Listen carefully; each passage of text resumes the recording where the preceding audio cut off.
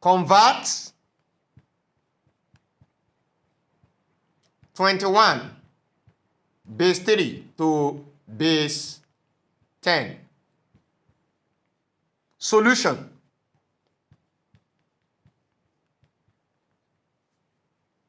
Now we write 21, which is in base 3. Then assign values from what? From the last value rather. The last value from the back. So from the back, the value we have from the back is 1. So on top of 1, we put 0. Then the next one we put 1. And this is equals to what? Expanding form, that's the next thing. 2 times 3 raised to the power of what? 1. Then plus, what do we have? 1 times 3 raised to the power of what? 0.